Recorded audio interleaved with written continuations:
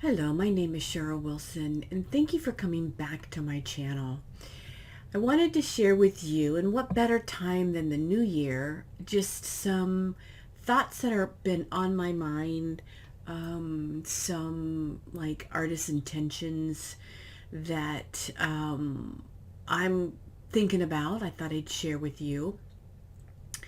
I normally just get right into painting and I don't share a lot about myself or my life personally.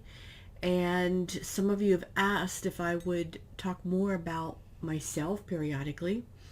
Some of you probably don't really want that aspect. So there's that fine balance between the two. This is going to be more of a talking video. I'm not going to paint. So if you don't want that, just click off, and I have plenty other videos for you to watch. But if you want some more about myself and some thoughts that I have been thinking about going into the 2023 year, and where my mindset has been, then keep listening. I'd love to have you join me. So get a cup of coffee and come on, let's chat for a little bit.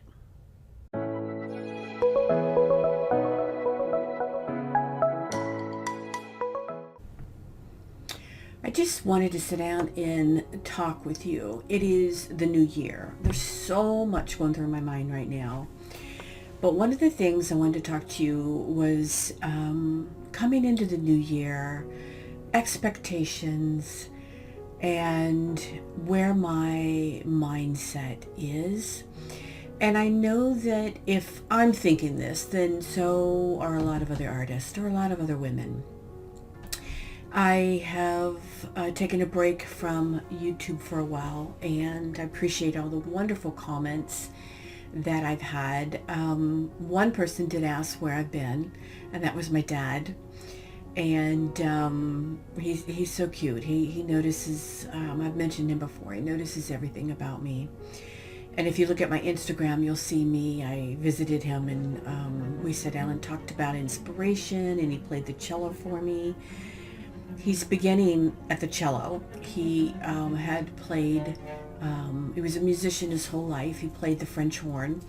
But as he got older and his teeth started bothering him, and he got more and more new teeth, the embouchure changed. And so playing the brass instruments with the mouthpiece was so much harder. So he went to the strings, and he's teaching himself the cello, which is a challenge in itself because he can't hear very well. He's got a lot of hearing aids, but because the digital aspect of them, and I don't know much about this, it's harder for him to hear. And we got him an amplifier for Christmas, and that has helped, but it changes. It's different. So when he plays, he hears what he wants to hear. And I admire that. And I got to thinking a lot about his outlook on what makes him happy as a 94-year-old, and why playing the cello, and when I listen to it, it may not sound like the song that he intends it to at the moment because he's still learning, but for him it sounds beautiful, because as his own motivator of his self artistic value and view of himself as a cellist, he's happy, he's having fun, and he is playing a beautiful song, and he is getting better. But he really makes me smile. He makes me really look at myself as what I think about myself as an artist. So I enjoy so much of my dad's view in this world. And that's what I want to talk to you about, is the view of when you enter your art studio, how you feel. I've had many people comment that they stopped painting in their studios for a while, and I gave him the motivation on just something I said, and I always feel that it wasn't me, it was something inside you that gave you the motivation. I just sparked an interest somewhere inside you to get back in your studio. But it happens to me. It happened to me. I stopped doing YouTube videos for what, 2 months? And I missed sharing a part of myself, but I didn't feel like I had anything worthy to share. I wasn't painting. Part of it was I was family, but I could have shared something, but I got out of the mood. I have that artist, and what I mean by that is to be like my, and to play his cello even when he doesn't even know if other people are hearing the notes he hears, because he has bad hearing. But he's playing from his heart. He's playing from a place that makes him happy, and therefore he just keeps playing and he gets better and better and better. And some of the things that I noticed about myself, and I wanted to share with you my jewelry. This is not real. These are bling bling, and I'll even leave the link in my Amazon store. But I'm in the mindset right now to wear pretty furry things, things with feathers, blingy things. I'm in that mood, and a lot of times that helps. I haven't got my fingers done. I got little snowflakes on my fingers right here, and I feel that what you have internally, who you are, the colors you like, the things that you did as a child, all those things are part and rolled up inside of you, and those are the things that come out when you create your art. And that's why I've said before that if you copy other people's art over and over and over again, even if you're learning from something that I do and you copy directly from me, the first time you learn a technique, that continue to do that, you're not letting who you are come into your art journey.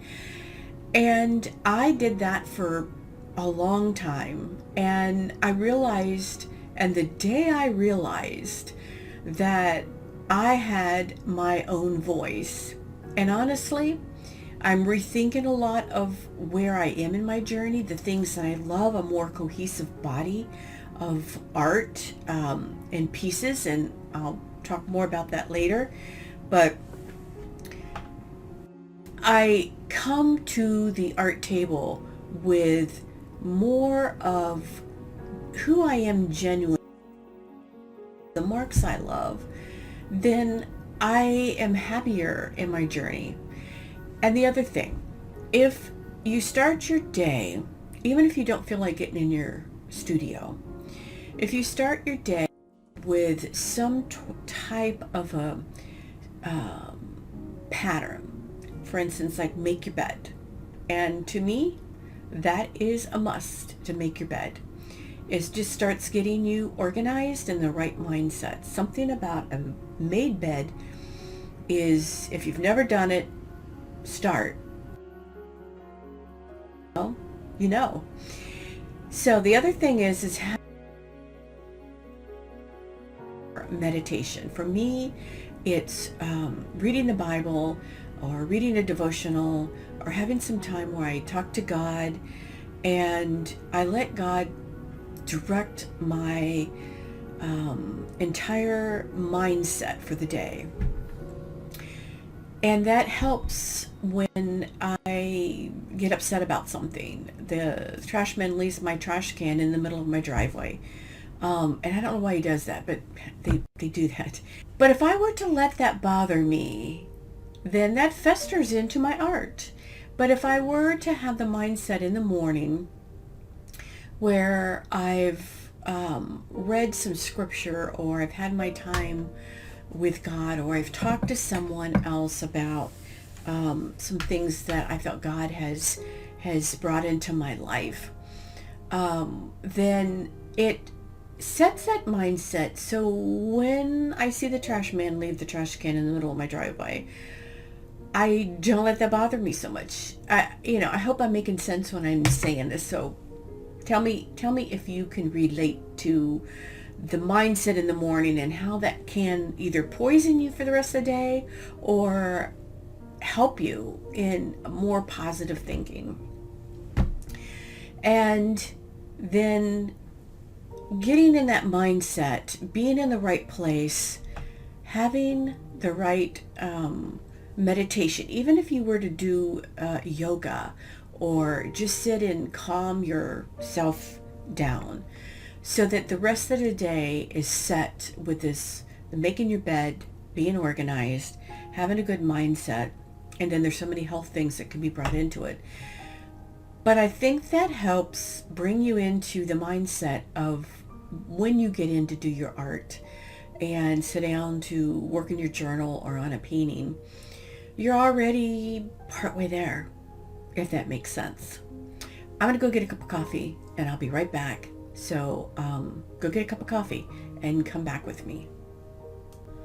Okay, I'm back. I got my coffee and I'm ready to roll. I try to stick to maybe 2 cups of regular coffee and then go to decaf. I used to laugh at my mom when she would say that, and I would have regular coffee all day long. But it's true, as you get older, you do have to change things. And I am 67. Yeah, 67 this year. Sometimes I have to think because in my soul sometimes I'm not 67. I'm still 30 or 40, but I do have to change things. So here's a cup of coffee. So anyway, let's finish this. So I want to challenge you to start your new year out with some good artist intentions. And when I say artist intentions, they're more intentions of things that you can do to keep yourself motivated to do art. Because art is, if you're an artist, it's in your soul. You have to do art. And the more that you do your art, the more that you practice your painting, the more paintings that you put out there, the more you are learning about who you are, what your style is, what's deep inside, the things you love, the marks you love. You become less about another artist. You become more about you as the artist, and your art becomes truer and authentic, more authentically you. And the day that you realize that is the day that it's very freeing. I'm not saying that you won't go back and have doubts or you won't go back and revisit, especially if you want to try something new or a new stroke. Or I just ordered feathers. I want to start painting, put some painting strokes in my art with feathers. That's going to be a new curve. I still want it to be my art. I want it to be my style. But I like to have that mark in my paintings. So I want to encourage you to do that. I want to encourage you to get up, make your bed. I know I harp on that a lot, but it is important. And then I want to encourage you to have a time where you spend time either spiritually or meditating or whatever it is that you do, self-affirmations, a self-gratitude journal, where you're spending time putting your mindset in a more positive space. And then I want to encourage you to go and spend time in your art room, even if it's just to sit in there and listen to music. Because if you let what happened to me for 6 weeks, 8 weeks, I think that's the longest I've gone without painting,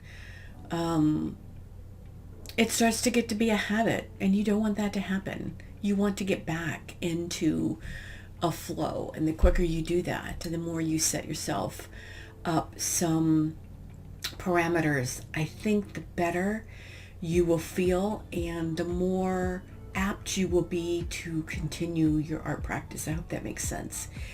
If you were looking for a painting video, I want to do one on some composition ideas for you, because that's what I'm studying right now. So that will be coming up soon. And but I wanted to sprinkle in some of my thoughts about the artist mindset in the intentional artist side of things, because I think that's just as important as painting. So I hope that you enjoy that aspect of my channel, and if you don't, I hope it's here to stay. And I'd love to hear some of your intentions of how you plan to stay motivated as an artist, and some of your thoughts around that. And stay positive. I think that's a very important point, no matter what age you are. I don't care if you're 20 years old listening to my channel, if you're 60 or 70. I think that you can get into a habit of being negative and not being positive, and passing that poison onto other people. And even if you don't pass it to other people, if it festers within your soul, it's going to affect your art. And your art, the world needs each one of us as an artist. Each one of us brings a new type of painting into the world, because we're all different. And if you're not putting your positive inner soul into your art and being the best that you can be, and that sounds like a commercial, but it's true, then let me switch that around. If you put in your best that you can into your art, and more positive intentions and mindful intentions, then you're going to grow as an artist. It's going to show, and I think you're going to be happier. Anyway, I'm going to finish my coffee and work on a couple more things, and I hope you like my bling bling.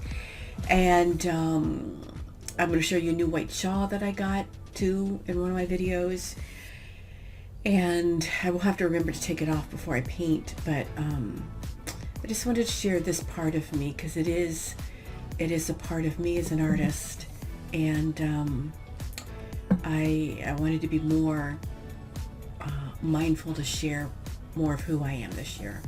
So have a great day.